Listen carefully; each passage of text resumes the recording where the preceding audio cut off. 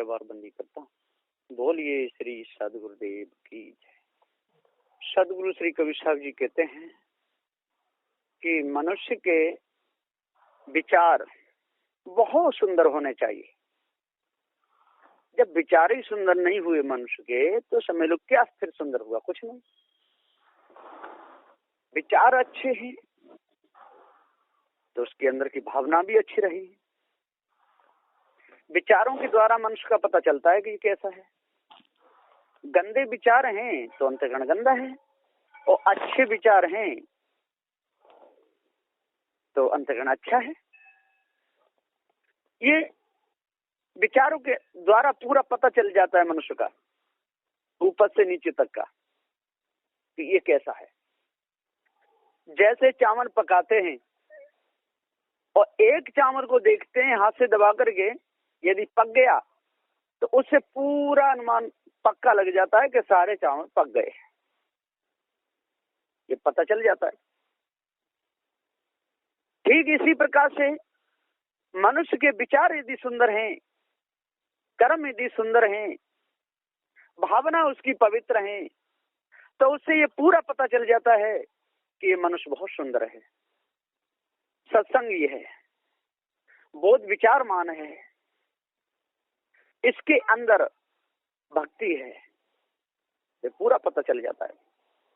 लेकिन पता वही चला पाएगा जिसे पूरा पार ज्ञान हो, निर्मल भाव जिसका हो, निरख परख में पूर्ण हो, वही पता चला पाएगा। सबका कब्जा नहीं। बिजली पर काम वही कर पाएगा जो कारीगर हो। हाँ, वैसे लोग थोड़ा बहुत तार जोड़ना सीख गए तो उससे पूरा काम नहीं चलेगा। पूरा कारीगर ही अच्छे प्रकार से काम कर पाएगा। ठीक इसी प्रकार से जो पूरा पारखी हो, अष्ट महा सद्गुणों का धनी हो, 10 दोषों का त्यागी हो, पवित्र सुंदर उसका स्वभाव हो, निर्मल उसकी चाल हो, निर्मल उसका अंतःकरण हो, निर्मल उसकी भावना हो, मल विक्षेप आवरणों के जो दाग हैं उनको समझ सोच करके त्याग दे, उसको छुड़ा दे। बोध विचार के द्वारा, त्याग वैराग के द्वारा उनको दूर कर दे, तब उसका अंतःकरण पवित्र होता है। और जिसने चेतन भक्ति को नहीं जाना, जिसने अपना अंतःकरण पवित्र नहीं किया, तो समझ लो उसने कुछ भी नहीं कहा। अंडा खाता रहा, शराब पीता रहा, धोखा देता रहा, उसको मानुष कहने से क्या फायदा? वो मनुष्य नहीं हो सकता है। जिसने माता पिता की न सेवा करी, जिसने माता पिता की सेवा की नहीं, जिसने कभी प्यासे को पानी पिलाया नहीं, जिसने कभी भूखे को भोजन दिया नहीं, तो उसका अंतःकरण कैसे पवित्र होगा? नहीं हो सकता। इसलिए पवित्र अंतःकरण करने के लिए चेतन भक्ति करनी होगी। दिन और रात हम पत्थरों की मूर्ति पर लोटा चढ़ाते रहें, दिन और रात हनुमान चालीसा पढ़ते रहें, दिन और रात अखंड रामायण करते रहें, दिन और रात गीता पढ़ते रहें, उससे कुछ भी नहीं होगा। जब तक हम चेतन भक्ति नहीं करेंगे, तब तक, जब तक हमारे अंदर पवित्रता नहीं आएगी, तब तक हम कुछ भी करते रहें, वो समय समझ लो हमारा और बेकार जा रहा है, उससे कुछ भी नहीं होगा। दान कभी किया नहीं, धर्म कभी किया नहीं, भूखे को भोजन दिया नहीं, प्यासे को पानी दिया नहीं, नंगे को कपड़े दिया नहीं, दीन दुखियों की कभी रक्षा नहीं किया, और बड़ा सेठ हजारी बन के बैठ गया। क्या मतलब? लाखों की संपदा गड़ी हुई है तो क्या, किस काम की? सोने के ताज बांधे डोर रहा है, किस काम के? सोने की लड़े गले में पहने हुआ है, सोने की करधनी पहने, सोने की अंगूठी गले को सजा करके डोर रहा है, मोचे उठ करके, लेकिन दया नहीं, धर्म नहीं, तप नहीं, विद्या नहीं, सोच नहीं, विचार नहीं, काहे का मनुष्य है? उससे तो पशु अच्छा है। उससे तो कुत्ता तब भी अच्छा है, मालिक के द्वार की तो रखवाली करता है। और वो भी कुत्ता बना, मनुष्य जन्म में कुत्ते जैसे कर्म किए तब तो कुत्ता बना। और चलो इतना तो अच्छा है कि दरवाजा तो रखा रहा है। लेकिन ये मनुष्य अपनी पूरी वृत्ति को बिगाड़ लेता है, पूरे अंतःकरण को बिगाड़ लेता है, अपने वाणी वचन बिल्कुल दूषित कर लेता है। जड़ मानंदी में फंसकर चेतन पूजा को भूल जाता है, माता पिता को कष्ट दुख देता है, संत गुरुजनों को कष्ट दुख देता है, बहुत सताता दुखाता रहता है और बड़ा बहरे बन के, बड़ा नम्रदार बन के बैठता है। सदगुरुदेव जी पुकार के समझाते हुए कहते हैं कि जब तक पूरा ज्ञान नहीं होगा तब तक अधूरेपन से ना किसी का काम बना है और ना बनेगा। पपीता यदि कच्चा रह जाए तो खाने में अच्छा नहीं लगता है, आम यदि कच्चा रह जाए खाने में अच्छा नहीं लगता है, बेर यदि कच्चा रह जाए तो खाने में अच्छा नहीं लगता है। कोई भी फल है पकने पर वो स्वादिष्ट और अच्छा लगता है, कच्चेपन में यदि उसको तोड़ दिया जाए तो उसका मूल भी नहीं आता है। इसी प्रकार से हमने संतों की संगति की नहीं और ग्रंथ पढ़ करके थोड़ा बहुत ज्ञान हो गया, 2-4 शाखियां याद कर लें, उससे क्या मतलब निकला? उससे कोई मतलब नहीं निकला। सफेद कपड़े पहन लिए या लाल कपड़े पहन लिए, जटाएं रख लें, मालाएं गले में डाल लें, ऊंचे ऊंचे सिंहासन पर बैठ गए, चेली चेला भी बहुत से बना ले, भाषण भी बहुत देते रहे, उससे क्या हुआ? कुछ नहीं। जब तक सबके पक्का नहीं बनेगा तब तक कच्चा का कच्चा ही रहेगा, चाहे कितना बड़ा गुरु हो जाए विश्व का, या कितने बड़े सिंहासन पर बैठ जाए, सारा संसार उसकी आरती पूजा करे, जब तक वो पक्का पकेगा नहीं। और बिना सेवा के, बिना भक्ति के, बिना अंतःकरण शुद्ध किए कोई पक सकता नहीं। इसलिए धोखेदारी में नहीं फंसना चाहिए, धोखेधड़ी में नहीं फंसना चाहिए, धोखे से अलग रहना चाहिए, चेतन पूजा करनी चाहिए। जड़ मानंदी से अंतःकरण गंदा होता है। अंतःकरण में नाना प्रकार के विकार चले ही आते हैं दिनों रात। कोई पेड़ों को गिनता रहे पूरा दिन, उससे क्या मतलब निकला? कोई रात्रि में लेट करके खाट पर तारे गिनता रहे, उससे क्या मतलब निकला? कोई दिनों रात रास्ताएं नापता रहे, ढूंढता रहे, उससे क्या मतलब निकला? किसी के काम में आया नहीं। जिस माता ने दूध पिलाया, पेट में रखा 9 महीने, उसके काम में नहीं आया। जिस पिता ने कमा कमा करके माल खिलाया, कोठी बंगले बनवाए और दे गए, उनके काम में नहीं आया। क्या मतलब का, क्या काम का? इंद्रियों पर विजय प्राप्त किया नहीं, नेत्रों से देख देख करके दूसरों को, अपने अंतःकरण को बिगाड़ता रहा। कानों से शब्द सुन सुन करके चारों ओर दौड़ता घूमता रहा, माता पीटता रहा, कथा रामायण भागवत भी सुनता रहा, रण्डियों के नाच गाने भी सुनता रहा। क्या मतलब निकला?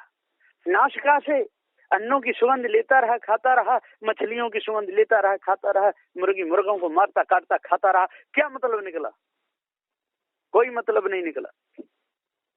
पूरा जीवन धोखे में गंवा दिया।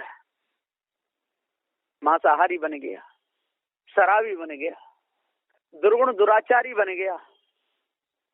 बड़ा हुआ तो क्या हुआ? जैसा पेड़ खजूर और पक्षी को छाया नहीं, फल ला गया तो दूर। सदगुरुदेव जी पुकार के समझाते हुए कहते हैं कि बड़ा तो हुआ तो क्या हुआ? जब तक अपने अंतःकरण को शुद्ध नहीं करेगा, जब तक अपने विचारों को नहीं सुधारेगा, और तब तक पूजता डोलेगा, मठ मंदिरों में फिर पटकता डोलेगा, पत्थरों की मूर्ति के सामने घंटे बजाता रहेगा, उससे क्या मतलब निकला? पेट तो कुत्ता भी भरता है, पेट पशु पक्षी सभी भर लेते हैं, उसमें खाने के कीड़े भी अपना पेट भर लेते हैं। पेट भरने में कोई बड़ी बात नहीं। पागल लोग बहुत से ढूंढते रहते हैं रेलवे स्टेशनों पर, वो भी अपना पेट भर लेते हैं, भीख मांग मांग करके खा लेते हैं, कोठी बंगले भी बना लेते हैं। उससे क्या मतलब निकला? लाखों की संपत्ति इकट्ठी कर लेते हैं। पेट तो पशु भी भर लेते हैं, पक्षी भर लेते हैं, उसमें खाने कीड़े भर लेते हैं। इसमें क्या महत्व की बात है? कुछ नहीं। सदगुण सदाचार हमारे अंदर आ जाए तो समझ लो कि हम बड़े। दुर्गुण दुराचार हमारे अंदर से निकल जाए तो समझ लो हम बड़े। पवित्र भावना हमारे अंदर है तो हम बड़े। माता पिता की सुबह उठकर के चरण स्पर्श करें, उनसे कहें कोई गलती हो गई तो बता में, तो ठीक है। पत्थरों की मूर्ति के सामने तो हम 4-4 बार झुक जाते हैं, घंटा भी बजा लेते हैं, लेकिन माता पिता के सामने हम सिर झुकाने में शर्माते, शर्म लगती है। क्या मतलब लिखा मनुष्य जन्म पा करके है? माता से उल्टे वचन बोलते हैं, पिता से उल्टे वचन बोलते हैं, खान पान शुद्ध नहीं, धोखे में पूरा जीवन जा रहा है। किसी से लेता है तो देता नहीं। क्या मतलब निकला? 4 6 7 18 पुराणों को पढ़ता है, 108 स्मृतियों को पढ़ता है, तौरीत इंजील जबूर फुरकान कुरान को पढ़ता है, मस्जिद में जाकर के नमाज पढ़ता है, भांग लगाता है, मंदिरों में जाकर के घंटे बजाता है, तंत्र मंत्र जादू टोना हवन होम में फंसा रहता है, खाने पीने की सामग्री को अग्नि में जला देता है, लेकिन कोई भूखा हाथ पसारे तो उसको कुछ नहीं दे सकता। क्या मतलब निकला? कुछ नहीं। सत्य विचारशील दया धैर्य विवेक वैराग गुरु भक्ति, जब तक सत्य को नहीं जानेगा, जब तक विचारों को निर्मल नहीं करेगा, जब तक शील का पालन नहीं करेगा, जब तक दया को धारण नहीं करेगा, जब तक धैर्यता से काम नहीं लेगा, विवेक वैराग गुरु भक्ति से काम नहीं लेगा, तब तक अंतःकरण गंदा ही बना रहेगा। चाहे करोड़ों बार 84 परिक्रमा लगा ले, चाहे नर्मदा के परिक्रमा लगा ले, चाहे हनुमान चालीसा पढ़ ले, चाहे दुर्गे चालीसा पढ़ ले, चाहे कलकत्ते वाली काली माँ पे जाकर के लोटा चढ़ावे, कुछ भी करे, उससे कुछ भी होने वाला नहीं। धोखा देता रहेगा तब तक धोखा खाता रहेगा, दूसरों को गिराता रहेगा तब तक गिरता रहेगा, दूसरों की आंखों में और कचरा भरता रहेगा तब तक उसकी भी नेत्र शुद्ध नहीं हो सकते, पवित्र विचार उसके नहीं हो सकते। पवित्र विचार के लिए पवित्र भावना चाहिए। नेत्रों से देख करके किसी को गलत नजर से नहीं देखना चाहिए, कभी भी गलत जगह पर नहीं जाना चाहिए, कभी भी अंडा मांस मछलियां नहीं खाना चाहिए, धोखा नहीं देना चाहिए, जुआ नहीं खेलना चाहिए, शराब नहीं पीना चाहिए। पूजा करनी है तो चेतन पूजा करनी चाहिए, लेकिन लोग चेतन पूजा छोड़ देते हैं और पत्थरों की मूर्ति बना करके उसकी पूजा करते हैं और समझते हैं कि हमारा अंतःकरण पवित्र हो जाएगा। उससे न कभी किसी का अंतःकरण पवित्र हुआ है और न होगा।